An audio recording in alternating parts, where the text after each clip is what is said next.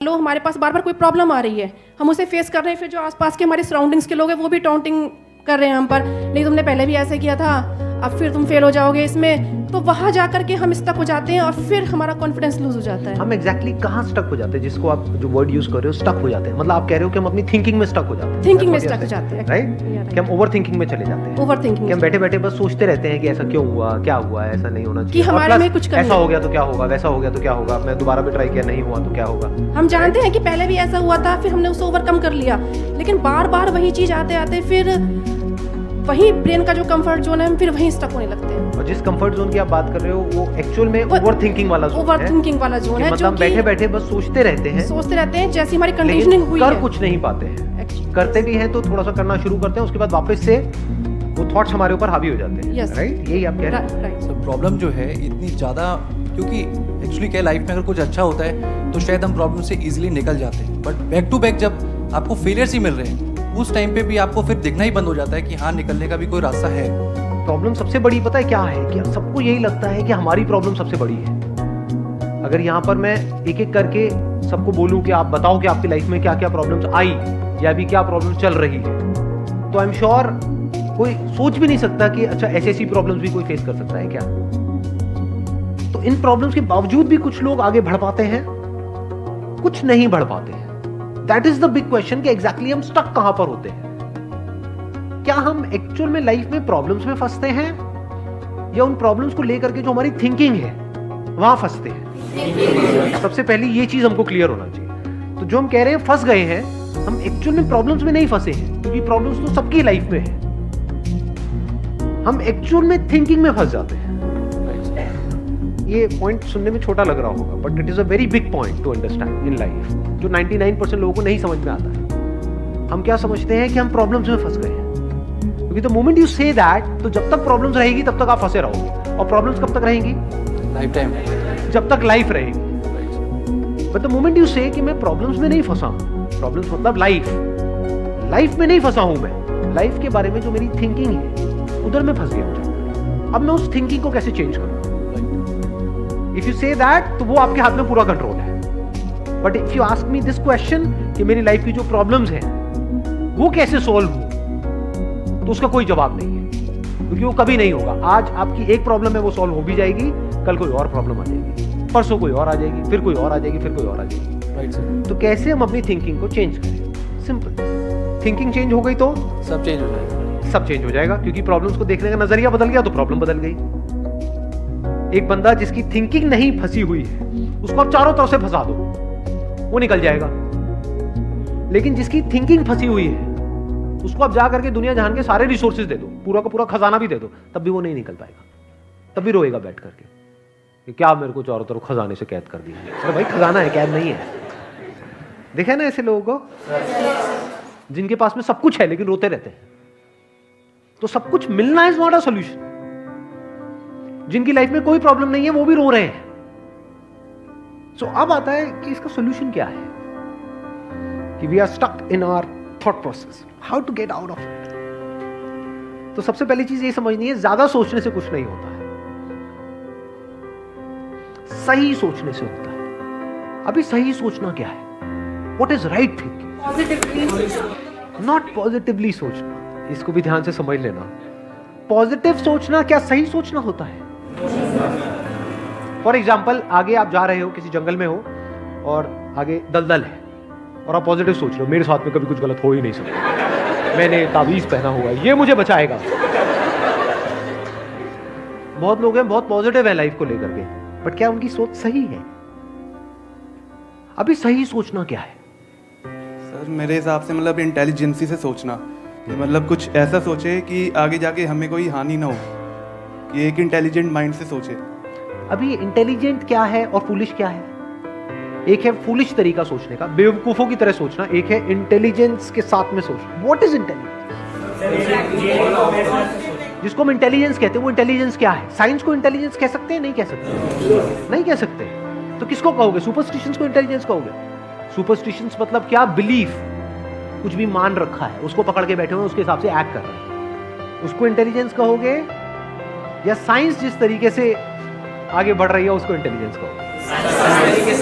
Exact. तो scientific way of thinking समझना पड़ेगा, वो क्या है, उसको अपनी लाइफ में लगाना पड़ेगा, तब आप कह सकते हो आपकी जो थिंकिंग है वो सही है।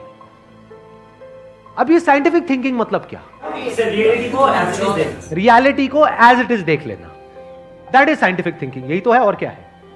There are laws of this universe, उसको एज इट इज देख लेना, उसको ऑब्जर्व करना, यही तो है साइंटिफिक थिंकिंग। उन लॉज को बदलना नहीं, क्योंकि साइंस बदल नहीं सकती उन लॉज को। लॉ ऑफ ग्रेविटी को साइंस बदल नहीं सकती है, उस लॉ को समझ करके उसके हिसाब से एक्ट कर सकती है। इसी साइंटिफिक थिंकिंग को अगर हमको अपनी लाइफ में लगाना हो तो इसका मतलब क्या? एक थिंकिंग हो सकती है लाइफ से रिलेटेड, जो भी आपके दिमाग में कचरा भरा पड़ा है बचपन से लेकर के आज तक, जैसा आपको समझाया गया है लाइफ के बारे में। किसने समझाया है? वो लोग जो खुद नहीं समझते, लाइफ के बारे में अपने अपने बिलीव्स बनाए हुए हैं, अपने अपने स्टैंड पॉइंट से लाइफ को देख रहे हैं। फॉर एग्जाम्पल, कोई हिंदू है तो एक तरीके से लाइफ को देख रहा है, कोई मुस्लिम है तो अलग तरीके से लाइफ को देख रहा है, क्रिश्चियन है तो अलग तरीके से देख रहा है। क्या सही है इन तीनों में से? कि तीनों को सही थिंकिंग कह सकते हैं? ना, क्योंकि आपस में लड़ झगड़ रहे हैं। साइंस में कोई लड़ाई झगड़ा होता है? अगर मैं किसी साइंटिफिक फैक्ट के बारे में बात करूंगा, क्या कोई हिंदू, मुस्लिम, क्रिश्चियन आकर के आपस में लड़ सकते हैं? नहीं। तो ये सही थिंकिंग है। एक है जो हमें सही लगता है, एक है जो सही होता है। दोनों में जमीन आसमान का फर्क है। एक है जो आपको सही लगता है, एक है जो सही है। तो साइंटिफिक थिंकिंग का मतलब क्या, अगर इसको हमको लाइफ में लगाना हो तो, यानी लाइफ को आप एज इट इज देखो, ऑब्जर्व करो, फिर उसके बारे में सोचो। This is scientific thinking. और ये जो फंडा जिसकी मैं बात कर रहा हूं, इसको आप लाइफ के किसी भी एस्पेक्ट में लगा सकते हो। इसको बिजनेस में लगा सकते हो, इसको जॉब में लगा सकते हो, इसको रिलेशनशिप में लगा सकते हो, इसको हेल्थ में लगा सकते हो। बिजनेस क्या है अगर रियलिटी को एज इट इज देखना नहीं है तो? अब ये जो आपने कहा कि बिजनेस में सब झूठे भरे पड़े हैं, क्या ये सच है या आपका अपना एक स्टैंड पॉइंट है? अभी इन्होंने बोला कि बिजनेस में सब झूठे भरे पड़े हैं। अभी ऐसे ही यहाँ पे मैं अलग अलग लोगों से अलग अलग बातें पूछूंगा ना, तो सब बड़े कॉन्फिडेंस से बोलेंगे, as if they know it for sure. जैसे मैं पूछूंगा, हाँ भाई यहाँ पे किसी मेल का किसी का ब्रेकअप हुआ होगा, तो सारी लड़कियां ऐसी होती हैं, सब धोखेबाज हैं। ऐसे ही कोई लड़की से पूछूंगा, वो आकर के बोल देगी, सर ये तो मर्द जात तो है ही ऐसी, इससे कुछ हो ही नहीं सकता। क्या ये सच है? या आपका अपना एक स्टैंड पॉइंट है, अपना आपका एक बिलीफ है? तो ध्यान से समझ लेना, इसका जो सबसे पहला स्टेप है वो है अंदर जो भी कुछ पड़ा हुआ है आपके, जो भी आपने मान रखा है उसको छोड़ दिया। अब आप हल्के फुल्के हो गए, अब एज इट इज देखा लाइफ को, लाइफ को ऑब्जर्व किया as life, not my life. For example, anger, क्या एंगर आपका है? बट आप एंगर का सोल्यूशन कैसे निकालते हो? मुझे गुस्सा आता है, मुझे गुस्सा नहीं करना है। कभी भी आप एंगर का ऐसे सोल्यूशन निकाल ही नहीं सकते। सिर्फ आपको आता है गुस्सा या सबको आता है? सबको आता है। तो क्या एंगर सिर्फ आपकी प्रॉब्लम है या एंगर एक लाइफ की प्रॉब्लम है? Fear, if you can look at fear, not your fear और माई फियर, फियर, डर है ना, वो डर क्या है? Can you look at it? इसको बोलते हैं साइंटिफिकली चीजों को देखना। रिलेशनशिप, नॉट माई रिलेशनशिप और योर रिलेशनशिप, रिलेशनशिप। तो इस तरह से जब हम चीजों को देखते हैं ना, not from a subjective point of view but from an objective point of view, जैसे एक साइंटिस्ट देखता है, जैसे एक साइंटिस्ट ऑब्जर्व करता है, वहां पे ना खुश हुआ जाता है, ना परेशान हुआ जाता है, ना पॉजिटिव हुआ जाता है, ना नेगेटिव हुआ जाता है।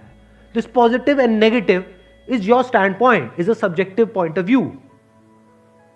इन ऑब्जेक्टिव रियलिटी, उसमें खुश क्या होना है और दुखी क्या होना है, वहां पर सब कुछ क्लियरली नजर आ रहा होता है। वहां पे कभी भी हमारी थॉट प्रोसेस स्टक नहीं होती है, हम फंस ही नहीं सकते। बिलीफ्स में आप गारंटेड फंसोगे। शॉर्ट टर्म में वो अच्छे लग रहे होते हैं क्योंकि वहां पे कंफर्ट मिलता है। जो भी हमने मान रखा है, अगर उसको पकड़ करके हम बैठे रहें और उसमें गोल गोल घूमते रहें तो बड़ा कंफर्ट मिलता है, लेकिन आगे जाकर के वो हमको फंसा देता है, एंटैंगल्ड कर देता है। बट जो रियलिटी है वो धीरे धीरे धीरे धीरे आपको आजाद करती रहती है, जितना आप रियलिटी को समझ जाते हो उस लेवल तक। यानी कि अगर इसको मैं पूरा समअप करूं, जो भी मैंने अब तक कहा है उसको, ये सेशन शुरू कहां से हुआ था? फेलियर से हुआ था। कि एक के बाद एक, एक के बाद एक हमने लाइफ में बहुत सारे फेलियर्स फेस करे हैं। तो अब अपने फेलियर्स को ऑब्जर्व मत करो, अपने को बीच में से हटा दो, ऑब्जर्व करो ये जो फेलियर्स हैं ये क्या है। तो you will start seeing the nature of those failures, you will start seeing the causes of those failures. For example मेरी लाइफ है, अगर मेरे को उसको ऑब्जर्व करना है, दो तरीके हो सकते हैं। एक ये, अब मैं अपनी लाइफ में थोड़ा सजा रहा हूँ जिससे कि आप उसको रिलेट कर सको। मैंने पास में कुछ गलतियां करी, बहुत बड़ी बड़ी गलतियां करी, मेजर लॉसेस हुए, तो एक एंगल तो ये हो सकता है मैं ऐसा कैसे कर सकता हूं। दूसरा ये है कि मैं ऑब्जर्व करूं कि एग्जैक्टली वो गलती क्या थी और उसका कॉज क्या था। तो वो दिख जाता है, अच्छा उस टाइम पे वो ग्रीड बहुत ज्यादा हावी हुई पड़ी थी। अच्छा ग्रीड क्यों हावी हुई पड़ी थी, इतना लालच क्यों आया हुआ था कि हाँ ये करना है, ये करना है, ये करना है, ये क्यों आया हुआ था। और ये बचपन से ऐसी कंडीशनिंग हुई पड़ी थी, बचपन से घर में यही सारी बातें सुनी थी, तो इसलिए I was acting out of that information जो मेरे अंदर फीडेड थी, and that was not correct information. वो सारी इंफॉर्मेशन गलत थी, जिसकी वजह से मैंने जल्दी से एक्ट किया, बिना सोचे समझे, बिना सही थिंकिंग के एक्ट कर दिया, उस वजह से जाकर के फंस गया। तो मुझे उस बंदे ने नहीं फंसाया, मैं खुद फंसा अपने लालच की वजह से। तो अब ये क्लियर हो रहा है हम कैसे देखते हैं। तो वंस वी सी दैट, तो अब मैं उससे पूरी तरह से फ्री हो गया, because I understood something which is very basic in life, जिसकी वजह से पूरी की पूरी लाइफ एक अलग ट्रैक पे निकल गई। क्या समझ आया कि कभी भी ग्रीड से एक्ट नहीं करना है। अब इसको हम समझते हैं, कैसे समझते हैं, मॉरल साइंस की बुक से, वो सब बकवास है। ये लालच नहीं होना चाहिए, सबके अंदर लालच भरा पड़ा है, बट लालच हमको कैसे फंसाता है, इसको ऑब्जर्व किया अपनी गलतियों के बेस पर, और फिर समझ आया अच्छा ये होता है। लालच से ग्रोथ नहीं होती है। लालच से आप पैसा कमा सकते हो, बट उसको आप ग्रोथ नहीं कह सकते, क्योंकि आप डिग्रेड हो रहे हो, तो आप एक्चुअल में ग्रो नहीं कर रहे हो। एक्चुअल ग्रोथ में उसको कह सकता हूं जो होलिस्टिक ग्रोथ हो, उसको ग्रोथ बोल सकते हैं। आपने पैसा तो कमा लिया, लेकिन डर में जी रहे हो कि मैंने इतने घपले कर दिए हैं, अगर किसी ने पकड़ा गया तो पता नहीं क्या हो जाएगा, क्या फायदा ऐसी लाइफ का, उसको आप ग्रोथ कहोगे? Can you call it growth? ना। तो लालच से ग्रोथ नहीं होती। तो ये चीजें समझना बारीकी से, step by step, step by step, तो आप गलतियों का पूरा नेचर समझ सकते हो। The nature of mistakes, the kinds of mistakes, the types of mistakes, और उनके कॉजेस क्या होते हैं। और जैसे ही हमको ये सब समझ आ जाता है और साफ दिखने लग जाता है, तो वो गलतियां होनी हमसे बंद हो जाती हैं। और जितनी भी गलतियां हो सकती हैं, उन सबके अगर नेचर समझ आ जाते हैं, तो गलतियां होने की पॉसिबिलिटी फ्यूचर में ऑलमोस्ट खत्म हो जाती है। प्लस जब समझ आ गई है उसकी रियलिटी, तो वहां पे ओवर थिंकिंग के लिए जगह नहीं होती है, अपन थिंकिंग में स्टक नहीं होते हैं। Wish you all the very best, thank you so much for coming.